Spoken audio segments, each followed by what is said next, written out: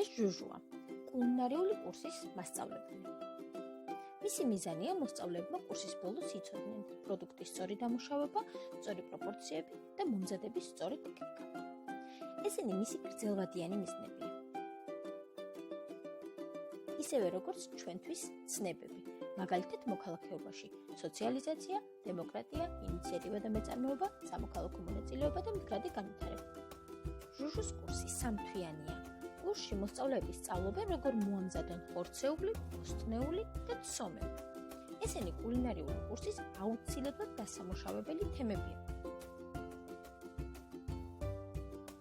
ისევე როგორც ჩვენთვის არის თითოეულ კლასზე გათვლილი სავალდებულო თემები, მაგალითად მერვე კლასში სამოქალაქო საზოგადოება და ადგილობრივი თვითმმართველობა.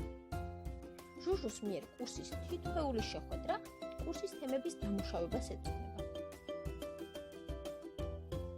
თანაც ისე, რომ მთავარ სამ მიზანს მიაღწიონ და მოსწავლეებმა იცოდნენ ხორცეულის, ბოსტნეულის და ცომეულის სწორი დამუშავება, მომზადების სწორი ტექნიკა და სწორი პროპორციები. ისევე როგორც ჩვენ ვასწავლით ჩვენ თემებს ცნებებთან მიმართებაში.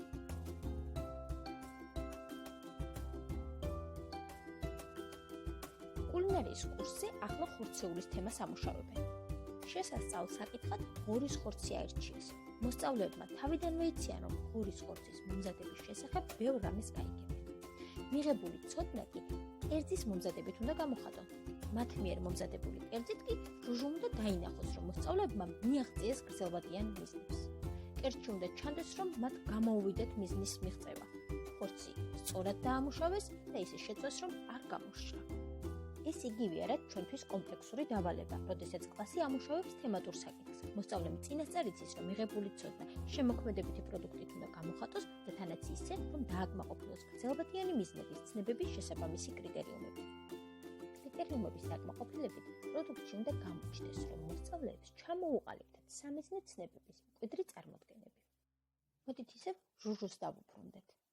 ის ყველა შეხვედრაზე ცდილობს, რომ მის მოსწავლეებს აუხსნას, აჩვენოს ან გააკეთებინოს რაღაც ისეთი, რაც მათ კერძის სწორად მომზადებაში დაეხმარება.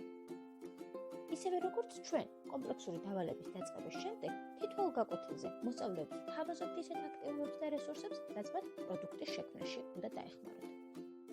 ყველაზე ზემოთ ჩამოთვლილი აქტივობით კი ჩვენ ვეხმარებით მოსწავლეებს მიაღწიონ დასახულ გრძელვადიან მიზნებს.